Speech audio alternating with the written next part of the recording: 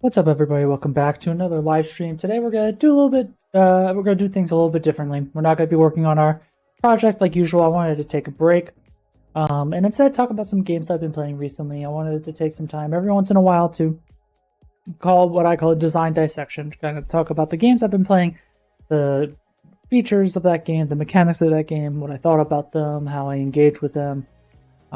Just overall have an open discussion, possibly with just myself, but obviously anyone watching who has played the game, definitely chime in with your thoughts on what we're talking about. And of course, spoiler warning for anybody. I'm not really going to talk too much about story or anything like that with any of the games that we'll dissect. It's mostly going to be a matter of gameplay design and progression design and all that stuff. So those unfamiliar with Nine Souls, I can pull up some gameplay here. More or less, it's like a combination of a Metroidvania with very light Souls-like mechanics. You know, you have your parry, you have your basic attacks, you have like a health hookah, so to speak. Basically, he smokes the hookah, you get, like, regenerates some of your health back. You have a skill tree. It's a side scroller, I guess 2.5D. There's some 3D elements to that. And so basically, you have to defeat the other 9 souls that they call in the game, and stop the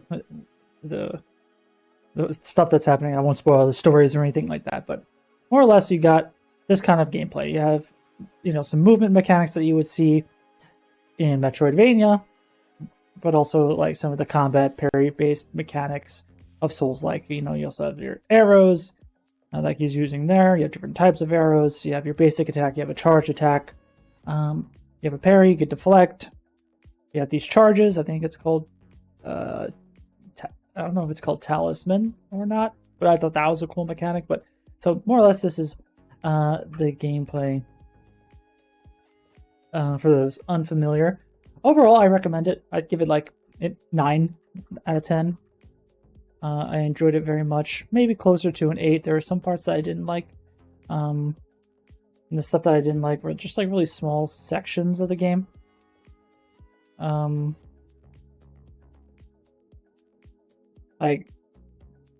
was like a hallway scene similar to like Daredevil and stuff that just felt really out of place. I looked online, people really liked it. I didn't find it very engaging. You couldn't see your health bar, you couldn't see anything.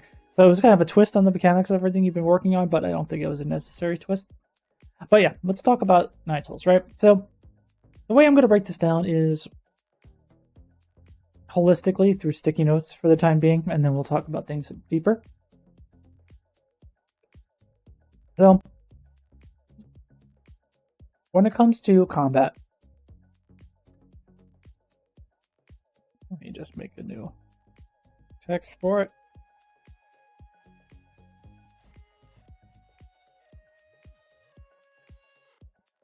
Combat mechanics. So yeah. You had something, I believe they're called talismans.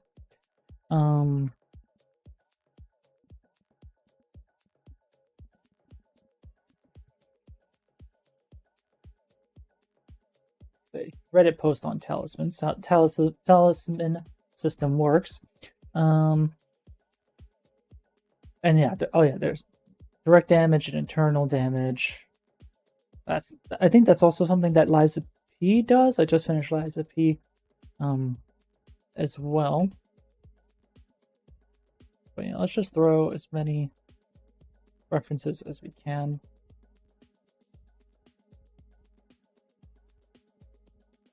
So yeah, so you have the talisman system,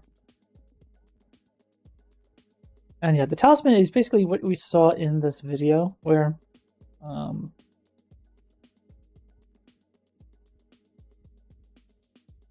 you have these circles at the top left, and as you kind of progress and engage in combat, also through a progression layer, you fill up these things that you would then be able to unleash into like a special charged hold attack. So let me grab this. This will be a good screenshot to grab while we talk about things.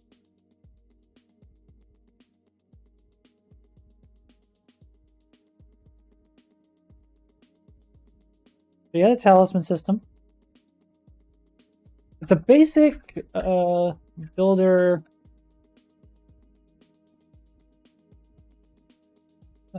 spender mechanic, right?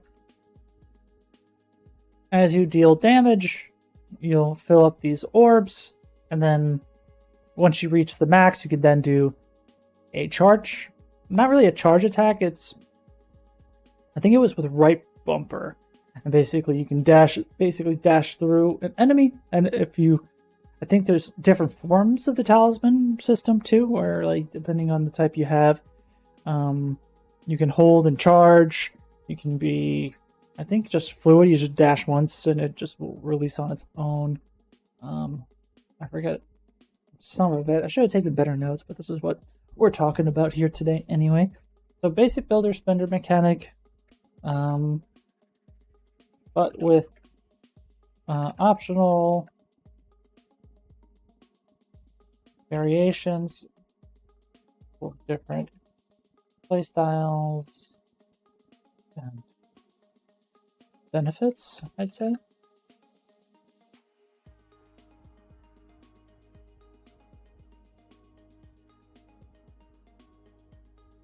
And with this talisman system, there was a progression layer.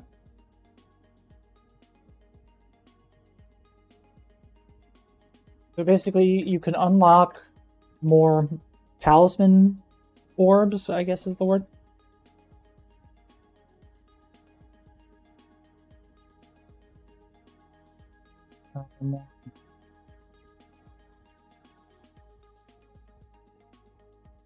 And so there's options within the talisman system where you can also like hold and charge it, and the more you had, the more you can kind of unlock.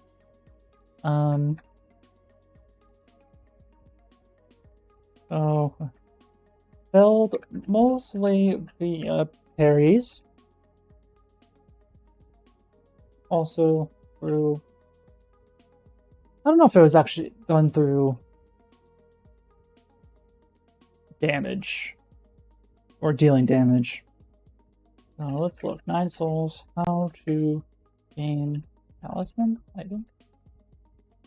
I guess it's the same thread, right? So you don't have to parry before using a talisman, but using a talisman requires charges, which are those circle indicators that you mentioned. You can't, okay, so it is by parrying.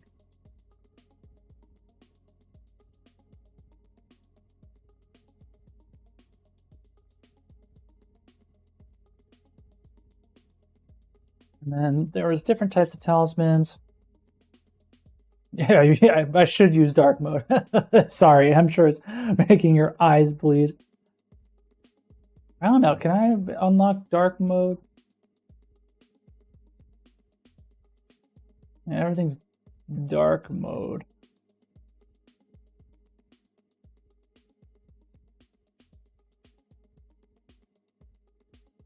Is there an option within the website that lets me go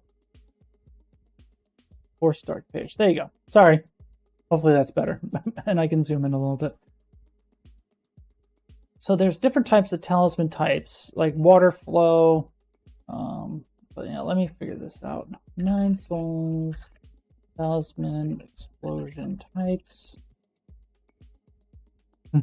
Yeah, sorry, you're probably blinded. I'm assuming, okay, so this is Force Dark mode. So spell styles, there's Ki Blast, Enhanced Ki Blast. And then Water Flow, Enhanced Water Flow. And then Full Control is the one I was using. So I think by default you get Ki Blast.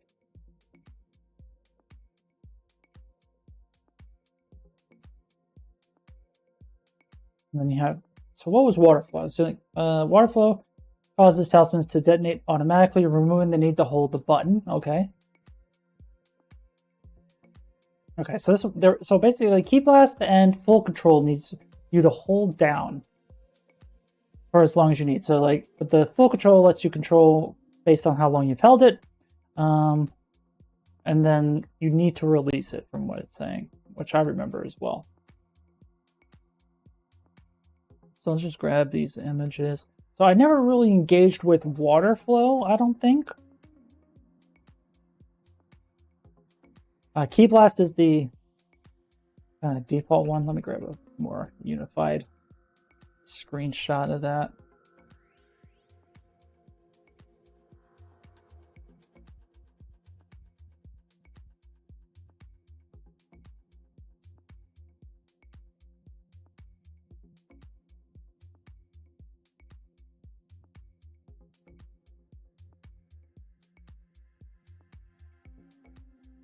Yeah, so for most of the game, I used, as soon as I unlocked full control, that's the one I was using the most, just because you could do so much more damage.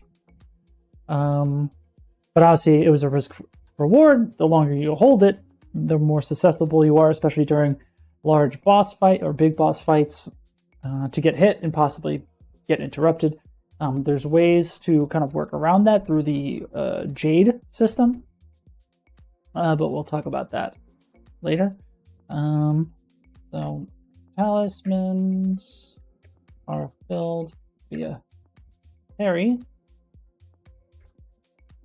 and can be spent on dealing significantly more damage via spells. Blast. Control. And so that was the main combat mechanic. You parry, you gain talisman, and you unleash a bigger damage dealer. And the way you deal damage can be up to how you unlock this progression layer. Only one of these can be enabled at one time. So basically fit your play style. So Key Blast.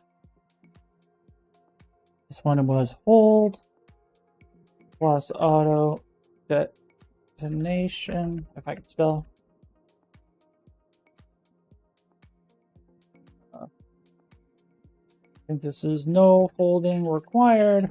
Automatic detonation. And then this was hold plus release for detonation can be held for a variable amount of time. More time, the stronger the damage, but the risk of being hit or interrupted increases. Yeah, so that's that.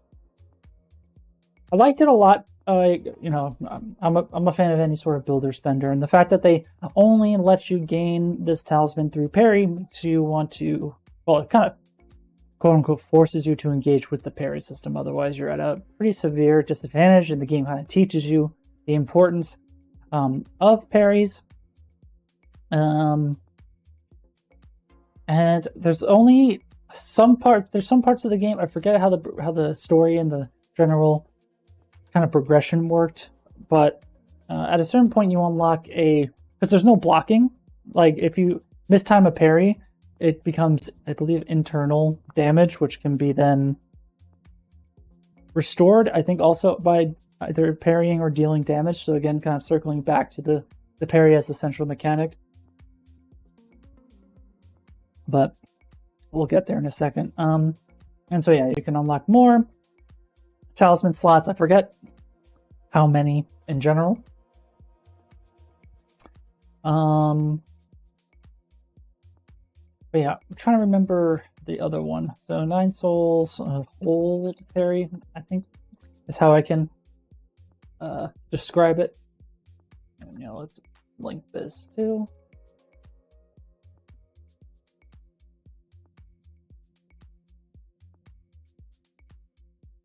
So holding it, okay, just want to get a feeling. So about 1.25 seconds before enemy attack hits you, flashes felt weird to me. They're a bit earlier than you should parry, which confused me initially. They're more like I'm attacking now. You have 0.01 seconds to prepare.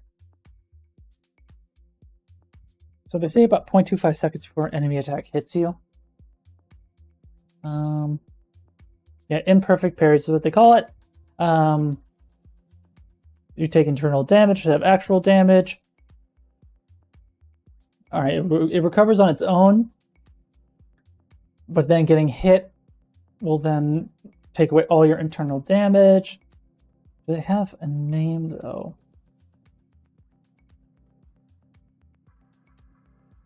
Okay, unbounded counter. There we go. And so unbounded counter. That one's is a very cool mechanic too, I think, because it can only be. I won't say. I can't remember if it can parry everything, but there's very specific types of attacks that are choreographed that can only be parried by this unbounded counter mechanic. And so you would get these cases of like boss fights where, you'd be like parry, and then you would have to do unbounded counter. So you get this kind of rhythm going, and you have to have time things and maneuver, and then dodge, and then do the unbounded counter for like the more ultimate payoff. And the thing about parry versus unbounded counter is, especially against bosses, I can't remember against normal enemies right now, but unbounded counters typically were able to interrupt and stagger bosses, so that kind of gives you the open window. And I can kind of get you through my my gameplay loop here, but this is the final boss. Spoilers, sorry. But yeah, you have this unbounded counter. So this hold that he does.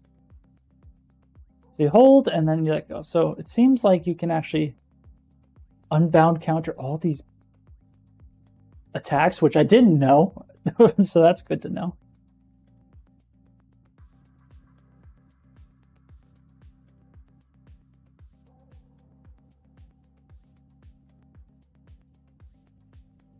So like, I don't know. That seems wild.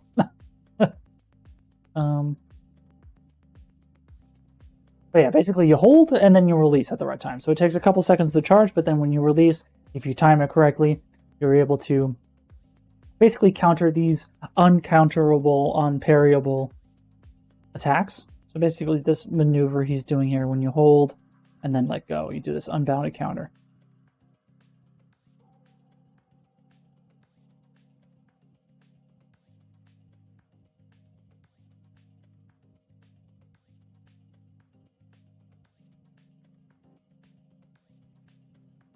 Move some of this stuff. I can't. Oh, can I lock this in place?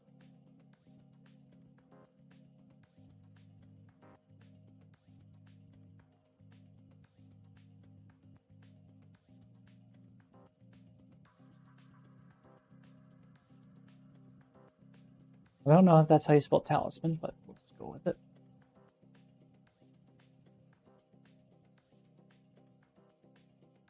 So parry and unbounded counter.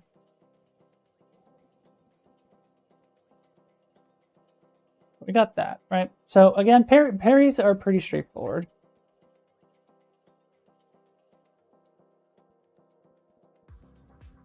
So people are saying approximately 0.25 second parry window from enemy attack telegraph.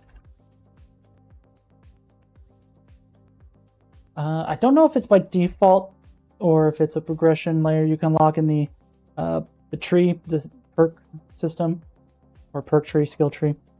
But you are able to parry projectiles and deflect projectiles.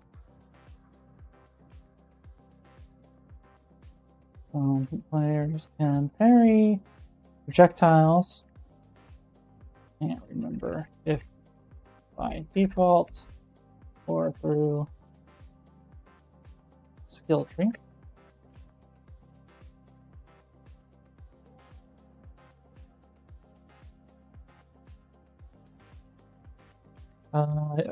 Parry does not interrupt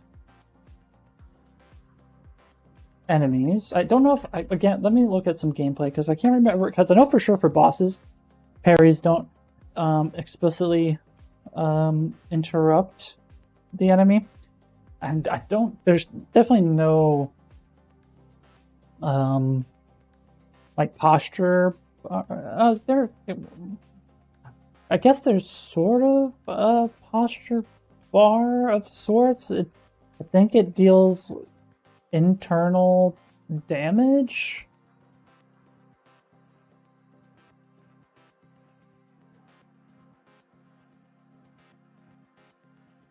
Yeah, so I believe parries and unbounded counter deal internal damage.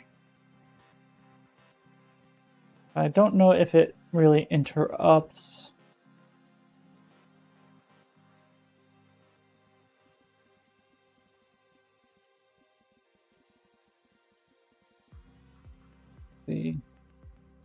Yes, parrying and assholes interrupts enemies, specifically when landing a precise parry.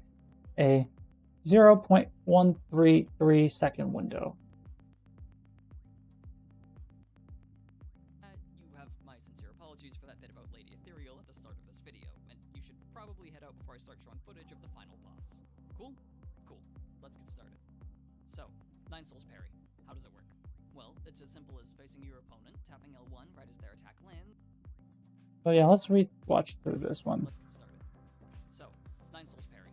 How does it work?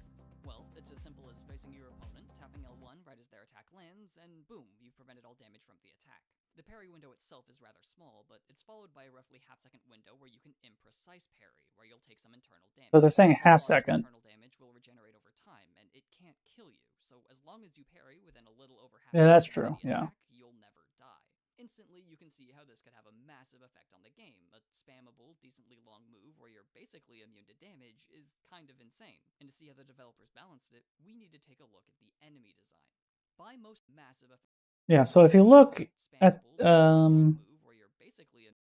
there's this one attack that the enemy does. Yeah, so the ones that have this little effect on it, that's where you need to do the unbounded counter on when that lands. By most standards, the hitbox of the most basic enemy's attack is broken. It's way too big, hits both in front and above him, and has weird lingering issues that'll cause it to hit you when it really feels like it shouldn't have, and this is all pretty much intentional. Look at a game like Hollow Knight, and the starting areas. Hey, I just beat I beat Hollow Knight like a month ago or a month and a half ago. I'm going through some good games this year, honestly. Enemies whose main form of attack is contact damage, literally just running at you until they're close enough for a not-so-friendly hug, or you've not-so-friendlily hit them so hard they explode. The focus here is entirely on positioning, physically moving your character out of the way of any given hitbox. This continues into the rest of the game, where enemies will become more complicated, but the way you deal with them stays the same. Simply get out of the way. A parry, naturally, changes all of this. Don't get me wrong, you still can get out of the way, especially with these starting enemies. They can't exactly. Yeah, there's also the dodge, and you can go through. Earlier, it's not exactly the easiest or. Yeah, that hitbox was ridiculous. Most intuitive thing to do. I'd go so far as to say the developers are actively discouraging that movement-focused style of gameplay. Your attacks lock you in place, preventing you from getting out of the way of any retaliatory hits. Your dash has a lengthy cooldown that prevents you from using it often, and it's flat-out disabled in the air until partway through the game, heavily discouraging you from trying to jump away from or over whatever's coming at you. All of this encourages a significantly more grounded style of gameplay, where you meet every attack head-on without much in the way of actual movement. Even though you can parry in midair, it bounces you upwards, and the lack of airborne mobility makes this guy a rather inconvenient. But yeah, this is the hallway scene that I fucking hated.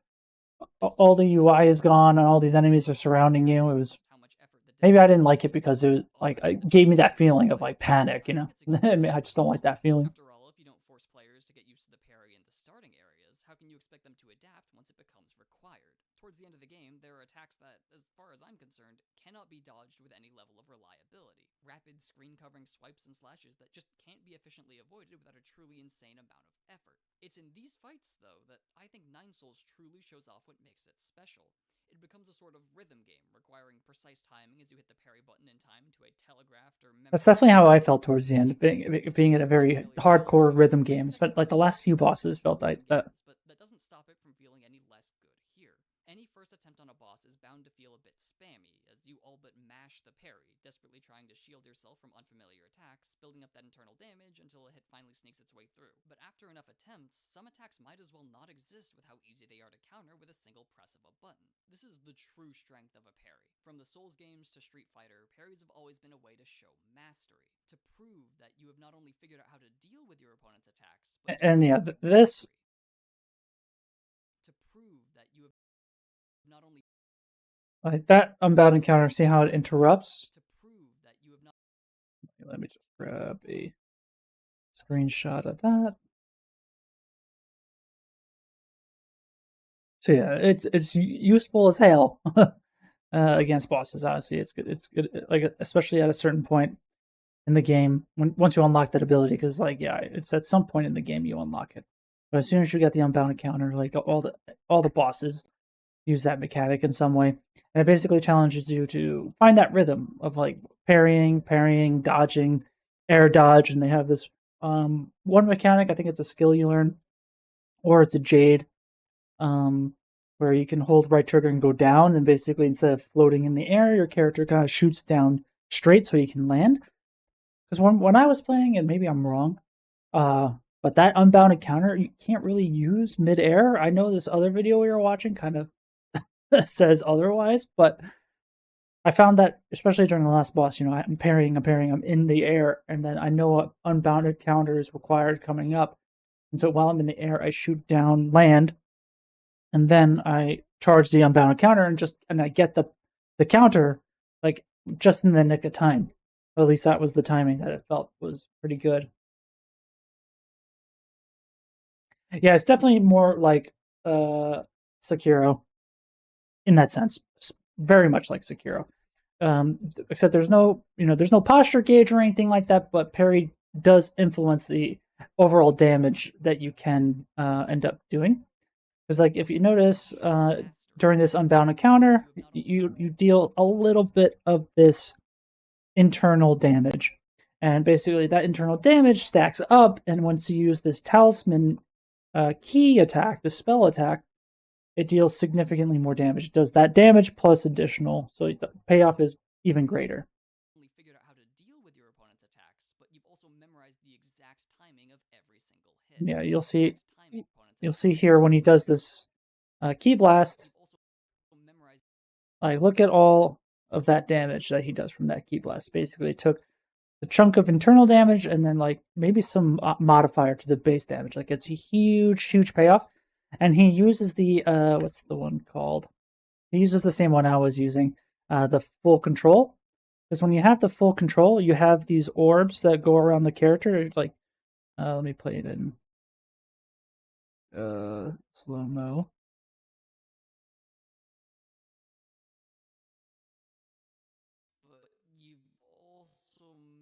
But basically, you're charging all of these, the volume. Yeah, there you go. 1, 2, 3. Basically, these orbs in the side, right? So that's how much you're charging, the full strength of it, and then you release it, and you get more of a payoff, but at the risk of being hit during this part. So basically, the flow of combat for me, and it seems like this guy as well, and maybe most players will play like this, is if you have full control, you heavily have to rely on the unbound encounter because it interrupts the enemy, giving you enough time to do this. And obviously, when you do the unbound encounter, I don't know if it's a Jade or if it's basic mechanics or if it's some other progression system, but when you do the unbound encounter, which is hard to tell at the moment, I think, because he already has full talismans here, but when you pull this off, you typically earn at least 2 of these things. So as you parry and you get this payoff, you get a full thing charged, and you're able to then follow up with a full control key blast. So that's basically the whole loop, and it focuses around the parrying. They do a really good job of making parry that core mechanic because everything seems to feed back into it. Most systems touch parry in some sort of way. So instead of having like a bespoke block, you have your imperfect parries, which will deal internal damage to you. And as you parry and as you don't get more actual damage, you have the chance to re-earn and restore that internal damage, basically getting health for free. And what they managed to say here is you can't die from internal damage too, so you can kind of survive with these imperfect parries if you wanted to, but then the risk comes if you fuck up, you get hit, you're probably going to die at that point. Not only figured out how to deal with your opponent's attacks, And then yeah, you got also like a charged heavy attack, but you got basic melee attack. You have the dash with some sort of cooldown on it. But the cooldown, it's not, there's no timer for it, but you just get the, you know, the visual when it's ready again. But it's rare to beat a fight without truly feeling like you understand it. Bringing back the Hollow Knight comparison for what I Yeah, prefer is the final time. it was a lot of fun, honestly. Scrambly, moving more off of reaction and instinct than pure memorization. This meant your skill from one fight transferred over nicely into the next, as you became more familiar with how best to move your character and stay safe. Pieces of those ideas are present in Nine Souls. Obviously, you don't lose all your experience going from fight to fight, but especially towards the end, it felt like you were learning fights from... This boss was also very hard. I think this was like one of the 3-phase bosses. But also, with parry, it's not necessarily a parry, but it's the same input for when there's the environmental stuff. Where's the playback speed? But so she'll spawn this orb. So basically, you can jump on it and press the parry button, and you'll basically do that. So again, parry feeding into it, and you get a talisman for it. You'll see here, right? So again, all kind of feeding back into it, and then you have these special attacks that you have to key blast on or dodge, and you know, kind of overall just deal damage too. The final boss took me out in under 10 seconds the first few times. Yeah, the final boss was tough. But now I feel like I could parry them in my sleep. Now, neither of these two types of experiences are necessarily better than the other. And see, that was the timing that you kind of had to learn with this boss in particular. You know, where it's like, you know, parry, and then hold, and then unbound counter that, and then you interrupt her, and then by the time you do that, you get like the full kind of you get the full talisman as well. So it's pretty much a loop of that. And what was tricky about her is her tells were a little bit slower than other bosses. So you have like you have these attacks where like it's just delayed, you know. Like you have this like really delayed swing here, right? Just like boom, whoop, boom. And so, yeah, you had to learn that timing, and it was pretty tricky. Like, I don't know how many times it took me, but there's other bosses that took me longer than this one. But I think it's interesting how different they feel when a simple parry was pretty much responsible for most of the differences. Speaking of, I haven't actually covered all the parts of the parry yet. After all, this isn't just an inconvenient shield, it's actually an incredibly valuable part of your strongest offensive technique. Key charges are an expendable resource. Key charges. Okay, maybe talismans is not the right one. Let me update my thing.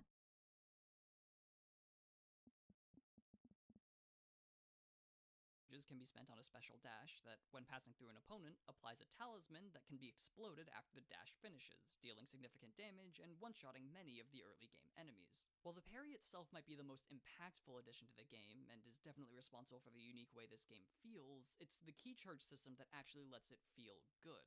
While your sword is your main form of offense, it kinda looks, feels, and hits like a wet noodle, so having an alternative, infinitely more satisfying attack that's tied directly to the main defensive mechanic of the game is incredibly important for bringing the whole gameplay experience together.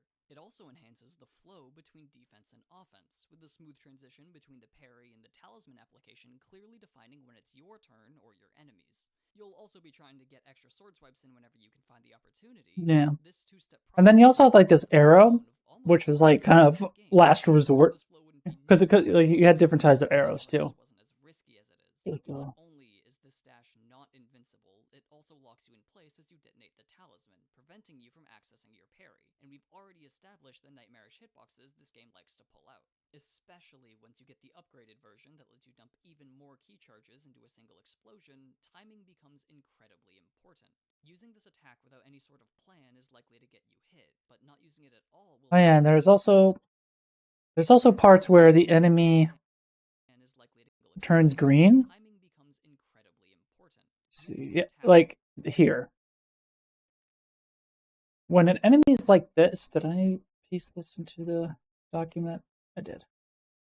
When the enemy's like this, you have the opportunity as well to quote unquote parry it. Like basically, if you make contact with the enemy while parrying while they're in these kind of frames, it also, I believe, interrupts them, or at least gives you key charge and gives you like a little bit of added benefit there too.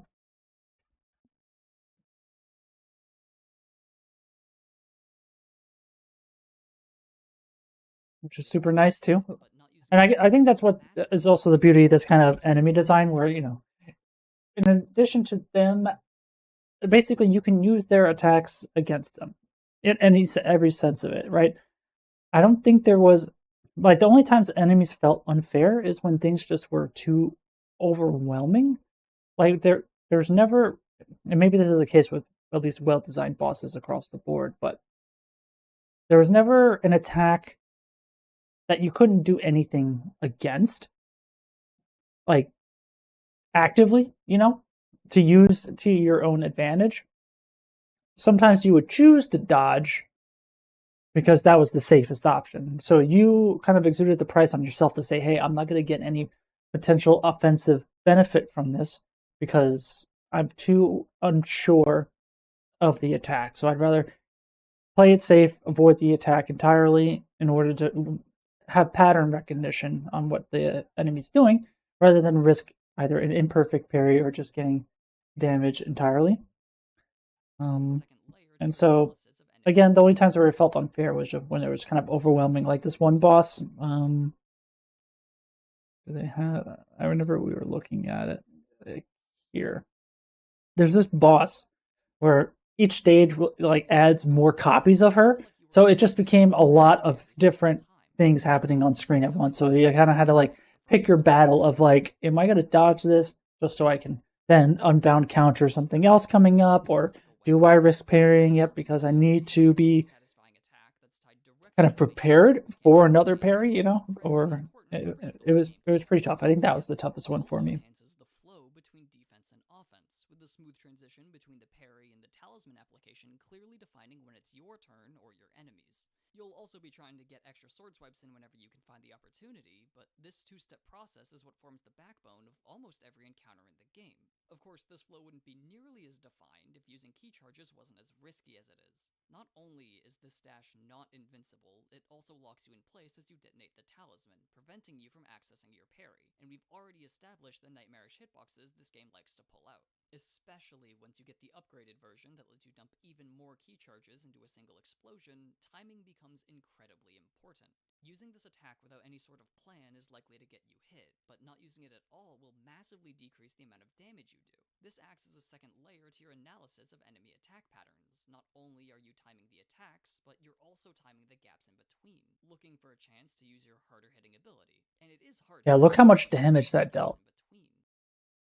Looking for a chance to use your hard. So like, here's the internal damage was like right here, so it did like double damage. It is hard hitting, more so than any other attack you can do in the game, and it needed to be. After all, it temporarily disables the most impactful defensive mechanic in this game. It needed to hit incredibly hard to make that offset worth it, and that's also why the special version that doesn't freeze you in place is a bit overpowered. But this is a video on the parry, not the key charges, and there's still one important thing I've yet to mention: the things you can't parry. In a game that relies this much on parrying, unparryable attacks were always going to be a big deal. Yeah, so that's the unparryable attack, right? So I'm guessing he's going to talk about the unbound counter. The premise of the parry is absolute defense.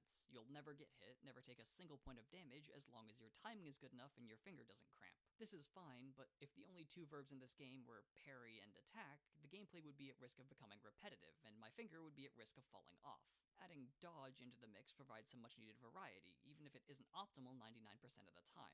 As I covered earlier, many of the enemy hitboxes in this game are designed specifically to stop you from physically moving out of the way, and even though your invincible dash is perfectly capable of iframing through most of these, it won't reward you with a key charge like a parry will. Oh yeah. Then there's shielded enemies and stuff, and you have to use like the charge melee attack for it.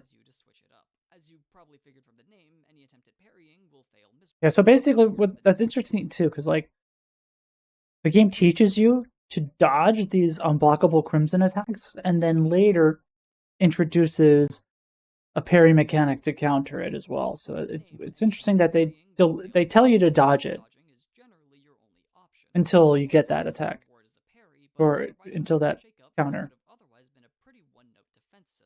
Now, technically, these attacks can be parried counter a select few of them by parrying in the air. And later, the unbounded counter lets you parry all of them as long as you have time to charge it up. Both of these, despite being parries themselves, serve the same function as the dodge, forcing players to engage with defense beyond simply tapping a single. Yeah, so you'll see here you can pretty much dodge, like parry his thing when you hit him when he's green, and I think you get some talisman as well. So you get a talisman when you do it. Yeah. Beyond simply tapping a single button. The trade-offs of these two moves, being forced into the air and requiring a vulnerable charge period respectively, also lead to visible progression and mastery over the course of a fight. Initially, a player will likely use the dodge to deal with most unparryable attacks, as it's the fastest and easiest option. But as they grow used to the patterns and to the game in general, almost any Crimson Flash turns from something to avoid at all costs into a lucrative opportunity. The fight with the final boss is full of these moves, and with how it's designed, almost all of your openings are tied to these unparryable attacks. My first few attempts couldn't have been more different from my last, with all of the frantic, panicked dodging having turned to confident, flawless defense. And it's this steady transition from panicked evasion to confident counters that makes the whole system as satisfying as it is. You can feel your growth over time, actively experience. Yeah, that's what I felt a lot with the bosses in this game. Like, you really felt the sense of mastery when you beat them. Like, you took the time to learn the patterns, you got the rhythm, and a little pinch of luck in some cases, but it was super duper satisfying to learn these patterns. And how well you can deal with them. In a combat system focused on evasion, you can definitely master how to avoid and even counter different moves, but with a parry, you get to feel like you're meeting them head on. It makes you feel untouchable, because for all intents and purposes, you are. It's the root of the entire combat system, something so strong that the entire experience depends on it, with no other mechanic coming even close in terms of importance.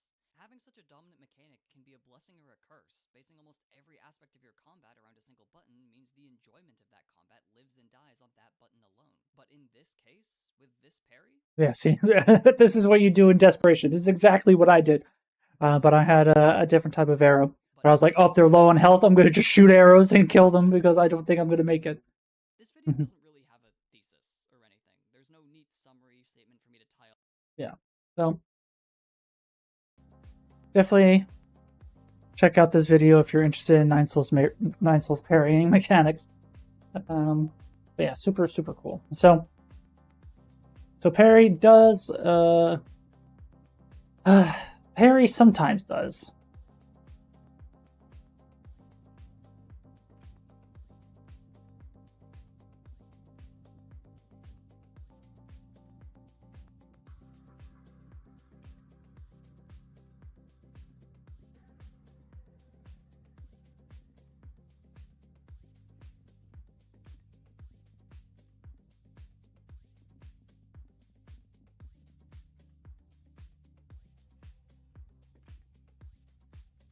Let me put some sticky notes there. So then there's unbounded counters.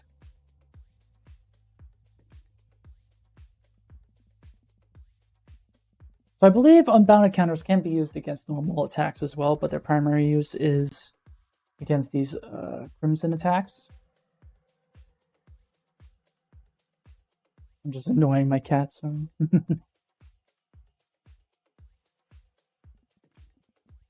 Unbounded counters can be used against all attacks, but are primarily for parrying against crimson attacks for interruption and charge.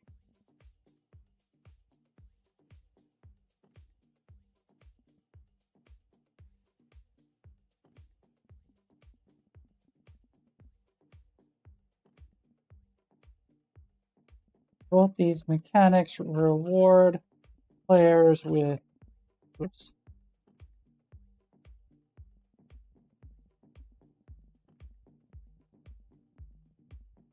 charge and internal damage to enemies.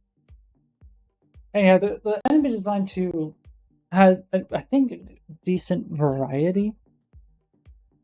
Because at the beginning you have mostly these soldier enemies. Some had ranged abilities. Others had shields that you had to do a charged melee attack against. They were just, there was bigger enemies that just had more health. They were like these samurai enemies that moved faster, would attack faster. And then there's monsters and flyers. Again, more shielded types of enemies. These bosses, mini bosses. Towards the end of the game, again, spoilers, they had these specific enemies, like these mutated enemies, that in order to kill them completely, you had to kill them with a Kai blast, so the charge ki blast. Otherwise, they would just regenerate their health. So again, having the enemies challenge you to kind of earn the kill at that point, because you couldn't kill them any other way. You had to earn ki charges and then use the ki blast in order to kill them completely. And you had to kill them with the ki blast. It's not like they had full health, you did one ki blast and they died automatically. It was, no, you had to get them to low enough health where the ki blast would kill them, or bring them all the way, because you can temporarily, immobilize them if you brought their health down to 0, but then they would recharge. So you can either choose to ignore the enemy completely, immobilize them so you just can get away, or kill them with the mandatory use of the ki blast. So there's more nuance to the parry and unbounded counter, as we kind of already watched.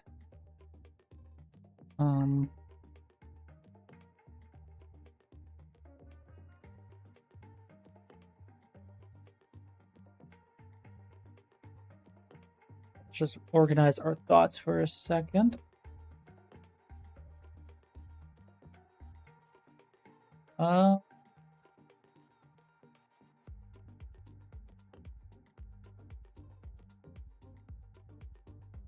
We can mention imperfect parries.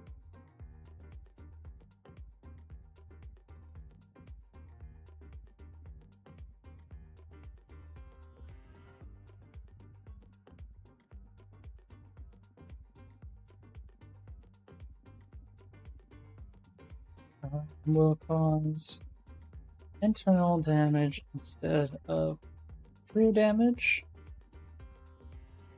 Yeah, we'll have to be talking about damage and health and internal damage, true damage, health and healing. These health charges, very. Yeah, don't judge me too much, but I haven't really played at all any sort of Bloodborne or Dark Souls or Demon Souls games. I'm definitely making my way through the genre. Like, I just beat Lies of P. I just beat Nine Souls. I beat First Berserker Kazan. I have Elden Ring, but I didn't. I tried playing it and I didn't like it. But I don't think I gave it a fair shake because I tried playing it on the Steam Deck. I think I need to play it on PC. But yeah, I don't really have Dark Souls, Demon Souls, or any of those. But I played, I won't call it a Souls-like or anything like that, but, I played a lot of parry-focused games like Ghost of Tsushima. Crimson Desert's not super parry-focused, but it's got parry in it. Right now, I'm trying to focus on Crimson Desert, honestly. Because it's a huge game. I'm not very far in it, but I want to play it. Back to Nine Souls, right? So let's do a section for health. So health, healing, and damage. So we can kind of copy this. So I forgot the name of the mechanic, but it's basically like other games have it, just healing potions of some sort. It's a finite resource that only gets recharged when at save locations. So you can unlock more over time. So yeah, let's add some sticky notes, and also let me see if I can capture a thing of internal damage. Internal damage.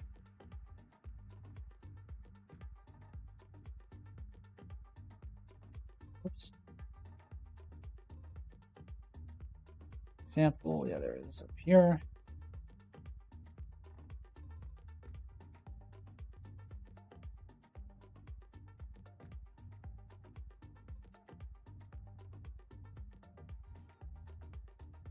So what, Talos, what don't you like about the Souls parry system?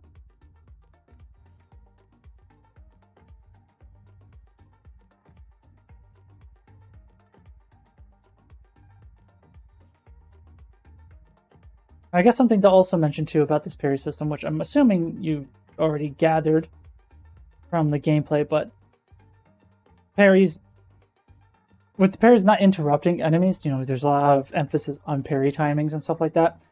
What I'm debatable about with games like Crimson Desert, for example, but it's also prevalent in Ghost of Tsushima, is when you do parry and it does interrupt,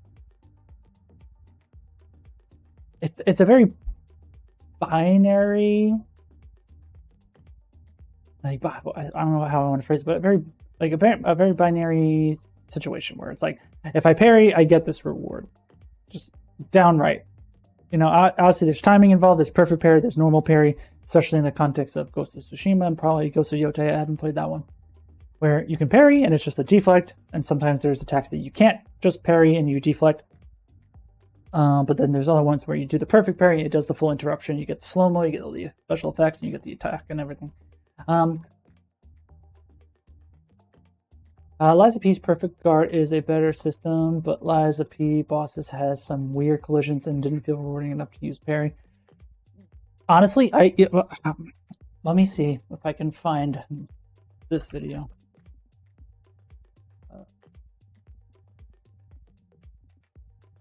Because there's one YouTuber, yeah, Babe1, Babe2. I'm not sure if you're familiar, but you can. They show the collision shapes of these enemies. Like the art designers and the development team were not on the same page, but again, you can always cheat it. And I don't know how true it is anymore. Maybe it was patched out because this video was made 5 months ago, so it's recent. But like, yeah, look at that. Look how scuffed that looks. If they kept detection on the actual arm, then you would be able to literally never be hit when up close. It's no big deal. It's not like some ass. And I guess, yeah, we know why they did it, like this guy's explained. But look how janky that is. That allows the boss to do damage to the player. It's like skewed for a second. Damage to it's like vertical. But the reason, of course, yeah, they do it because you could potentially duck underneath the arm. Kept detection on the actual arm, then you would be able to literally right? That's how I'm gonna feel. Right. And like, in all honesty, like having beat Liza P, it was kind of underwhelming. Especially the last two bosses. I don't know, again, I played on, I guess, normal difficulty. I don't really put these things on like super hard difficulty or anything like that, and it wasn't a new game plus or new game plus, whatever you want to call it. But the last two bosses specifically, Simon and then the unnamed puppet, I beat Simon my first try, and then it took me like 3 tries to beat the unnamed puppet. Other bosses in this game, like the green monster that he's going to be talking about, that took me a lot more tries. There's also the boss battle against like the what they're called, the Black Brotherhood, the rabbits, the sister, the 2 brothers, then the bigger brother. Basically, when they all swarm on you, that encounter sucked ass. That one was probably the hardest one. And usually when I went through, these bosses, I also use the Spectre, you know, the AI that you can summon to help you. But for Simon, I didn't need it, and for the unnamed puppet, I didn't need it. So I don't know if it was a matter of me feeling overly confident, because with the P organ progression system, I was able to unlock like 9 health charges. So maybe I just felt more overly confident that I could just do it, like brute force my way through health charges to do it, or I indeed got better at parrying, or because I upgraded my weapon fully, or because I was leveling up more into technique and advanced statistics and some stuff for health. Maybe my build was just good towards the end, and that I was able to parry and do the counter system. You know, I forget what it's called. When you basically break their posture and you stagger them, and you get that kind of synced action attack. Have you ever felt so strongly about? Yeah, let's watch some of this stuff in slow motion.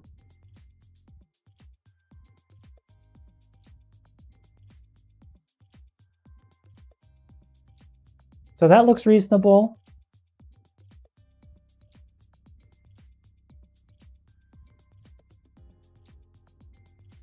Put it faster. But yeah, the body and the arm, that makes sense. Yeah, I saw some... I think this guy also has a video on Elden Ring? No, he does one on Sekiro.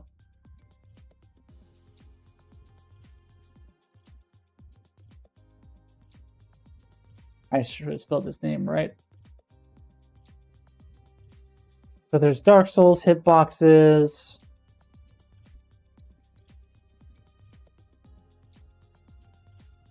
There's one on Sekiro, and I'm guessing he does one for Elden Ring. Maybe he doesn't. Oh, he does. All these are all worthwhile to watch.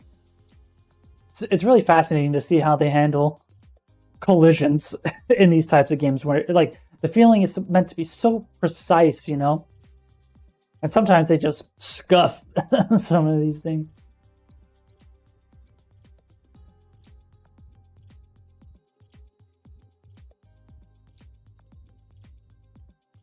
Detector on this two-hand overhead slam on this boss. First off, there's a isolated little tail wagger. Doesn't cover his whole body. That's fine, but where it does cover looks pretty reasonable. Now let's take a look at the same attack, except when he comes down with just one hand. Look at it. It's not even close to his body. Gets worse as he comes down, and it does extend his full body length. I was constant. And you know what's kind of interesting? I don't know if he's just drawing this for the sake of drawing it, or if they're able to detect if your sword traces are just there always and only turned on during the specific frames. Mistiming this overhead slam attack in this game because I think I'm deflecting this body, right? No, you're deflecting the hit detector that is way ahead of it, and it has two nearly identical variations, making it even more impossible to perfect guard consistently when you only have 0.15 second window. This really throws things So off. their parry window is 0.15 seconds. That's kind of tight as hell. Why not just use a box on the body so it better aligns with what the player is responding to on screen? Those of you who were here on stream when I was fighting this boss and I was saying, I swear to God, there are two different timings for this same overhead slam attack, I was right. I was right. That's one for Team Game Sucks, and the You Suck squad can. I will watch this Dark Souls 2 video. That's the only game I never bothered to finish because of dumb hitboxes. Yeah, let us know if you in the Discord. Share some of the snippets from his video about the most ridiculous hitboxes. Ooh, feels good to be right. Anyway, let's. Because thinking about it, not realistically, but like critically, right? Like there is the concern, for one, on having too accurate of hitboxes without like the appropriate like either pivot or spine offsets of a character to make sure that the traces do actually hit the player, for example. Because like there's nothing there were cases in Lies of P, for example, which I have mixed feelings on, because in the moment it felt cool, but also it's like, what the fuck just happened? Where I think I did the heavy weapon class, but I remember you have the set of weapons that you can pick that have like the different behaviors. So I think I had a heavy weapon, and I usually spammed the heavy attack. And so when you did the heavy attack, the character would go down and then kind of shoot forward, right? And so there was cases where a guy was about to attack me, and I did this heavy attack, and I went down, and the attack missed me, and I was like, oh, cool, and I got a free hit. But then there's other times where I feel like I did the same thing with the same timings, but then the enemy hit me. So I guess that's where the maybe additional inconsistency comes with. But there's nothing like there's probably worse feelings in these kind of games. But one of the worst feelings that you can get, in my opinion, is like feeling like you timed the attack or timed the parry correctly, but the actual enemy attack didn't land where you think it should have landed, either because the distance wasn't close enough, the offset of the traces was off, and so the collision never happened, or maybe the weapon trails didn't, not trails, but the weapon collisions or hitboxes didn't match the thing correctly. So like, or it was too tightly associated with the arm so that the contact could never really happen in that moment. So sometimes I would rather prefer that things are overextended in a reasonable manner so that these hit detections happen more consistently or more in a way that you would expect them to. So you don't get those cases where you feel like you parried something but the attack just whiffed just because you happen to be like just far enough, you know? Let's take a look at some more boxes. This acid spit is wild. It literally is just a box of pain. Yeah.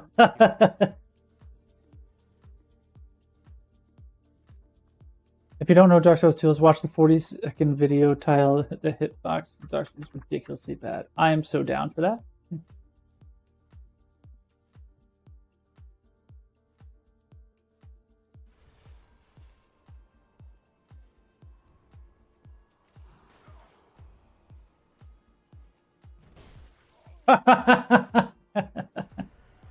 That's some bullshit.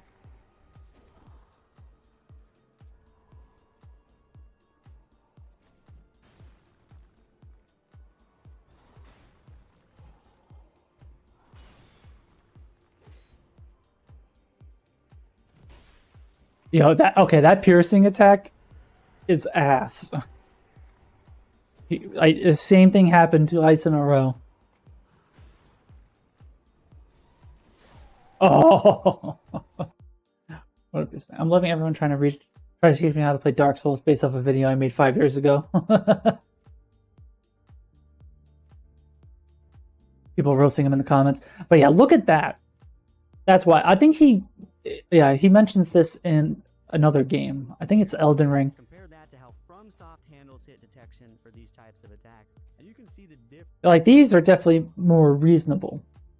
Where it's like it's a progressive thing. Kind of tries to match the trajectory of like the actual projectile to vomit, but it's like it's binary. Lastly, for phase 1, down he dips into the ground, floats through the void in the matrix, then explodes right where the player is. Now, in phase 2, you basically get the gooey version of the scrapped Watchman boss.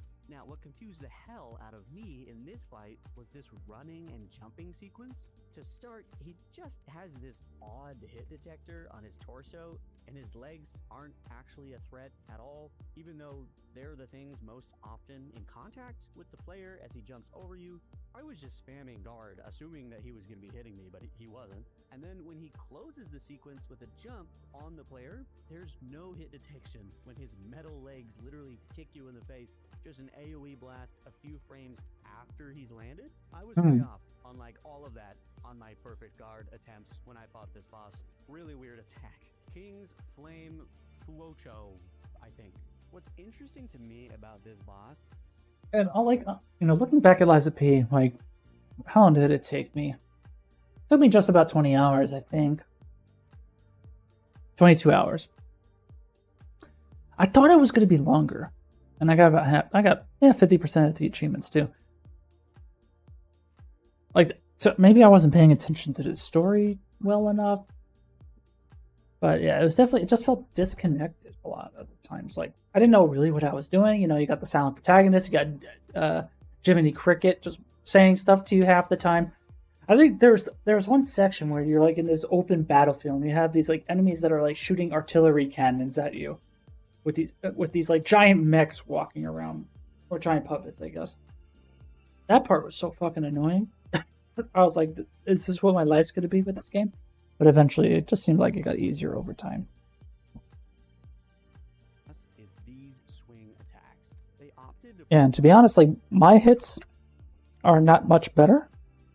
But again, I'm not Dark Souls-like, however you want to call it.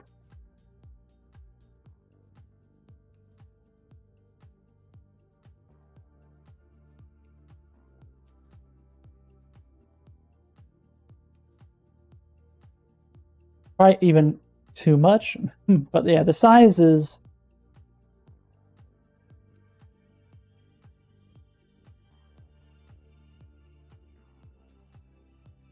split up in two, you know?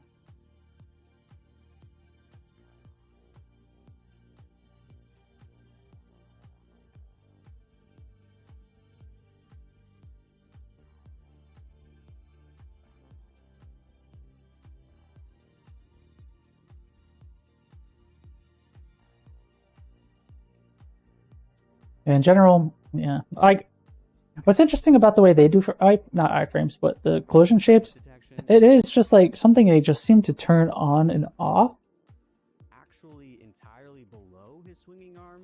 Obviously, in playtesting, they found it way too easy for players to simply position themselves at the back of the swing or just close to the boss. I guess I wonder if that makes sense to do as well. Oh, whoops, I have Rewind Debugger open. This is just how I've known to do hitboxes.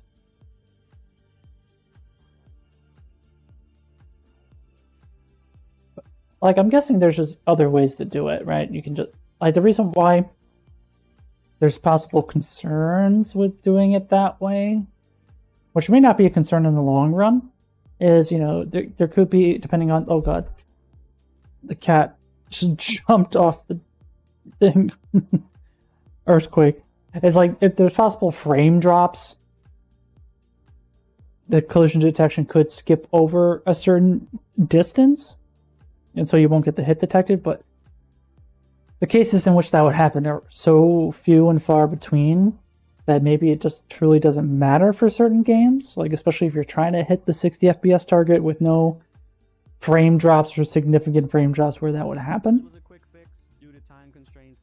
Ideally, you'd have to have the animators rework the attack, but if you don't got the time, this is kind of an imperfect solution. You'll notice they didn't add it on other attacks though, so sticking close to him can still be the play on occasion. Now, when he charges at you, ignore this large circle, that's not a damage detector. But when you watch closely, I don't even think his arm is for damage detection. All this It's a box. just for destructible collisions like crates. But this weird ass little box on the floor, that is what you are actually dodge rolling or perfect guarding. This has to be one of the strangest contrasts to what the player sees as I wonder how you even get to see these collisions. I guess you have to like hack it in some way, or maybe there's some software. Yeah, beware the box. To finish this guy, they do have a cool mechanic where his flame spread on the floor doesn't spread out in the direction if it makes contact with a pillar. So hide behind a pillar or line yourself up with one. Pretty cool. Oh, and if you catch his oil bullets with your face, they don't damage you and they despawn. Fallen Archbishop Andreas.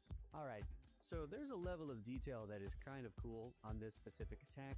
Notice there is no hit detection on the leg that doesn't raise up on the slam down. So for this move, if you can be on that side, or your Spectre is on that side, you have nothing to worry about.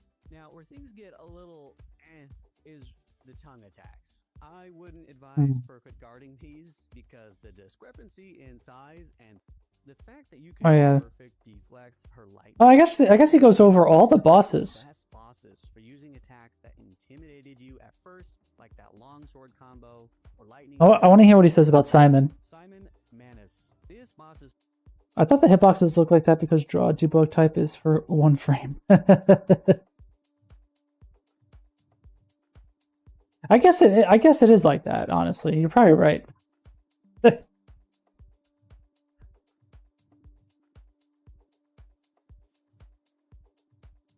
Yeah, sometimes I don't even know half the systems that I made. It's just the debug draw. Absolutely right, Dallas. You're right.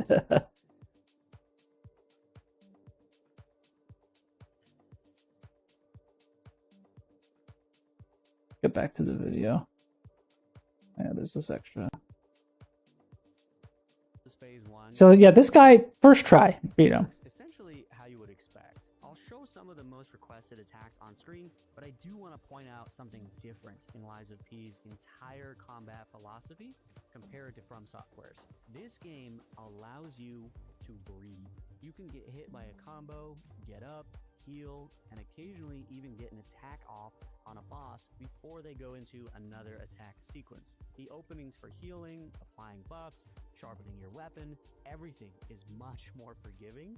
When you break a boss's posture, you have time to position yourself for a critical hit. That time can even be extended with upgrades. It feels like you lose boss fights because you ran out of heals due to little errors adding up over time, not because of some gotcha one-shot attack or an insane... Yeah, I'm curious to play Elden Ring and Demon Souls, Dark Souls and stuff. I guess I could buy those on Steam, right? To appreciate how well Lies of P found a way to balance difficulty with fairness. And Bloodborne. That I think is even better than From Software has done in recent years. Now, with that out of I guess you can't really buy those. This boss has some quirkiness to it.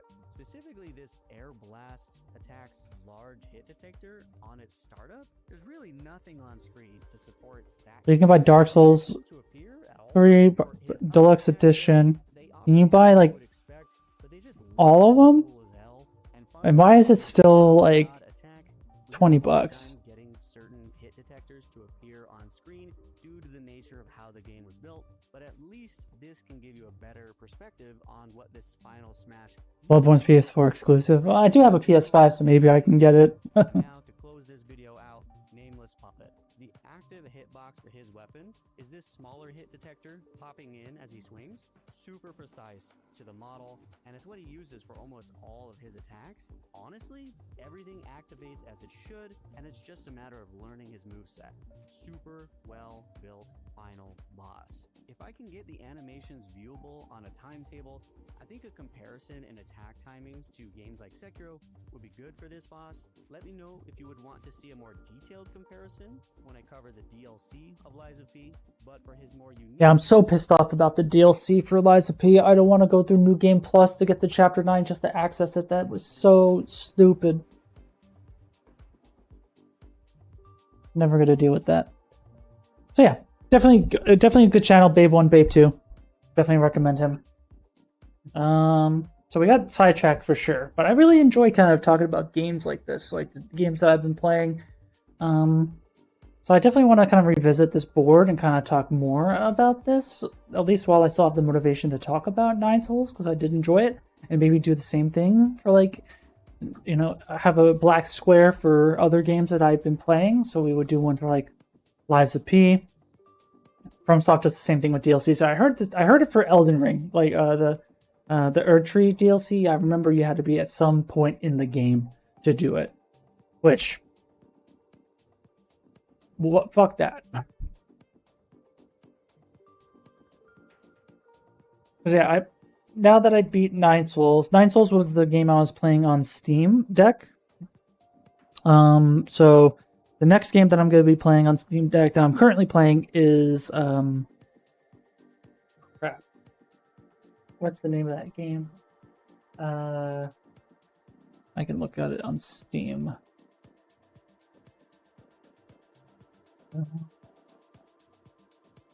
Tango Game Works, excuse me. Or Tango.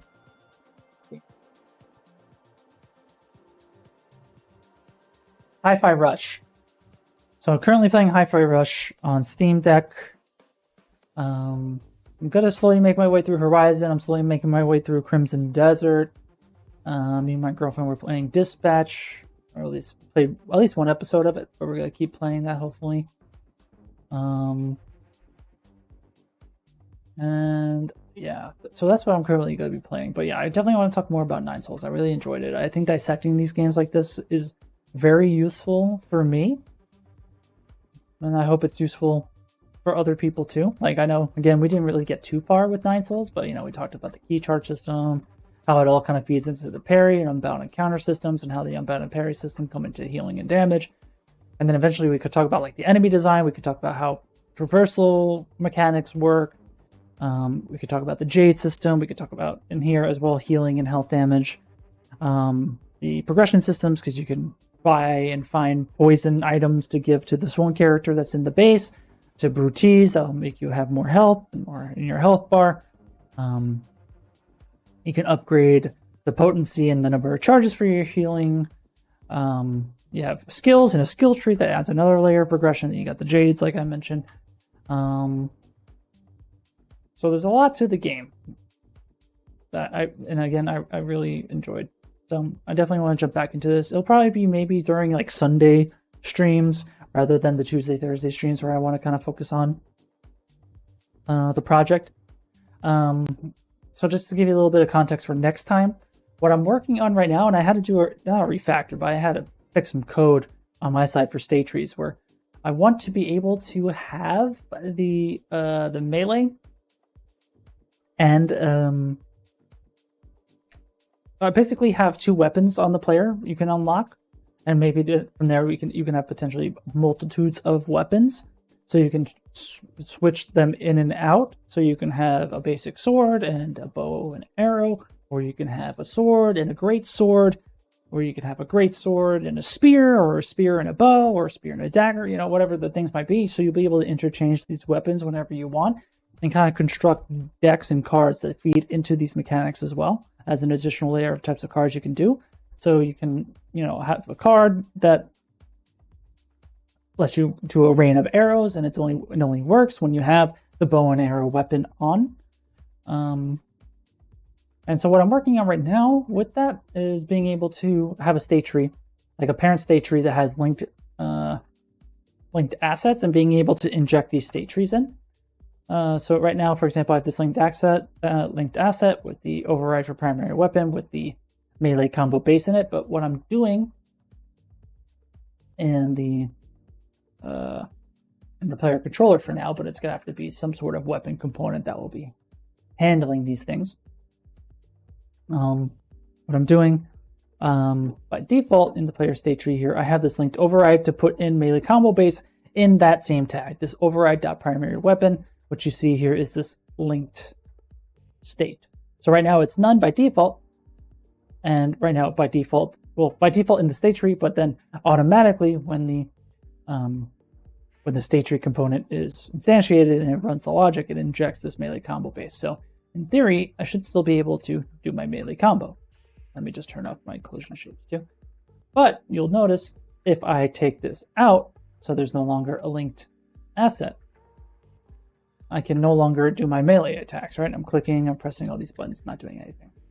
But what I can do then is, quote unquote, at runtime, or whenever my inventory weapon component, whatever you want to call it, injects the state tree, I should be able to then say, hey, after 1 second, or whenever we equip this thing, inject this thing. So after 1 second, I should be able to start doing the attack, which it doesn't work. So I gotta figure that out. That's what we're gonna work on hopefully this week.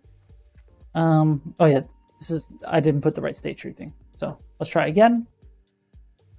So after 1 second, yeah, there you go. So basically what I would need to figure out is how to generalize the state tree, because like within the state tree internally, I'm relying on these IA_melee attack and heavy attack for melee. So it's, you know, the X button on the Xbox and X hold. Whereas if I were to inject, for example, the ranged base into this primary weapon, you'll notice nothing works, but then because it uses the bow and arrow uses the Y, it works for the Y. Obviously there's no hold or anything, but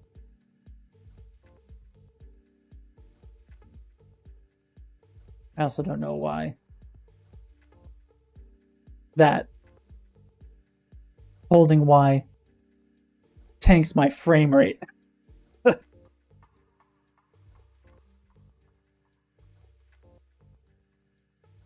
We'll never know. Let me see. Maybe because it's on pressed, it's on down.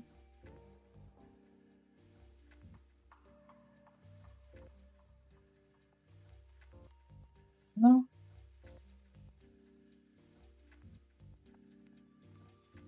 Maybe because it's not a one shot.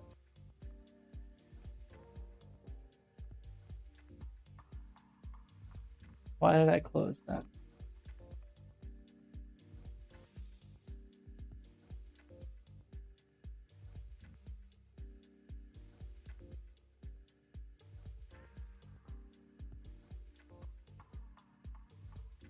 Listening to 2 events.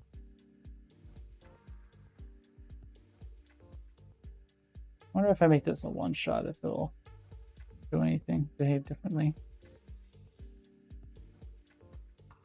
And it seems like my FPS dips pretty heavily.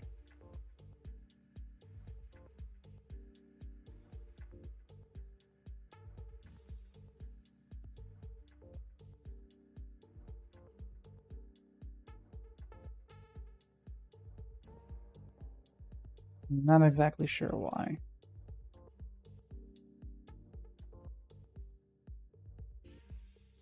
Probably have to debug that as well.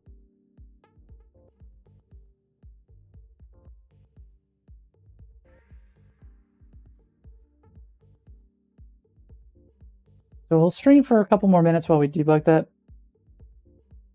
Yeah, I'd probably fire something too often. So let's see. Let's just disconnect something. So it's still pretty heavy. Let me not make this a one-shot.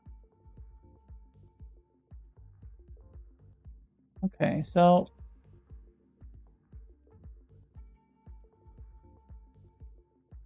basically swapping this in and out seems problematic.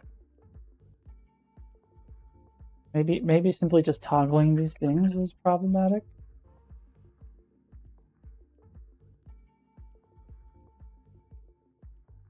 So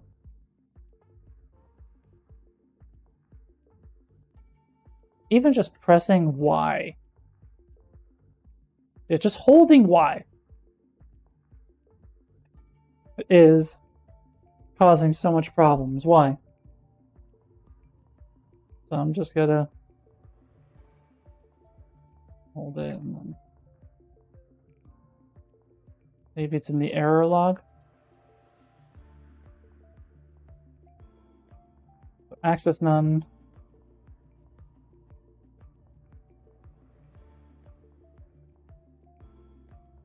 That also why?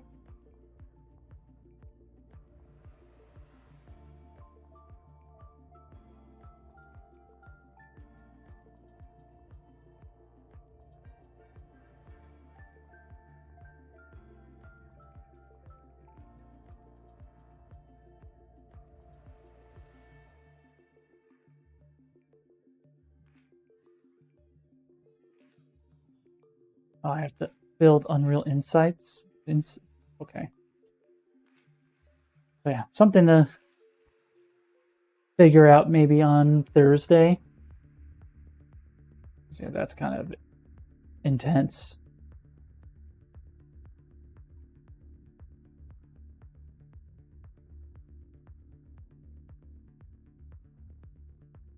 Oh.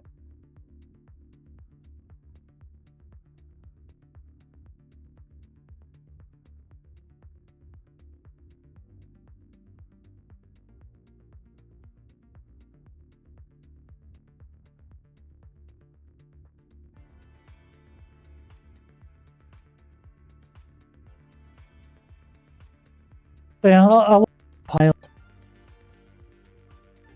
that on. That's. I don't know what it's doing. So yeah, thanks so much for watching, everybody. I appreciate it. Thanks for chatting with me, Talos. It's all appreciated. For those watching and haven't already joined our Discord, make sure you join, hang out, discuss games with us, learn with us, hang out. Make sure to subscribe if you're watching from YouTube. Make sure to follow if you're watching from Twitch. Not many people watching right now on Twitch, so we won't raid anybody. So we'll be back on Thursday. We'll jump into our project again. We'll find out what the root of this issue is, hopefully. And then we'll look into how we can maybe generalize our state tree logic so that regardless if we are using the X and X hold or Y hold, it can do either one depending on which one it's slotted in. So yeah, my pleasure, guys. I hope you learned a lot. I enjoyed talking this stuff with you guys. Thanks for listening. So enjoy your guys' night, and I'll see you soon.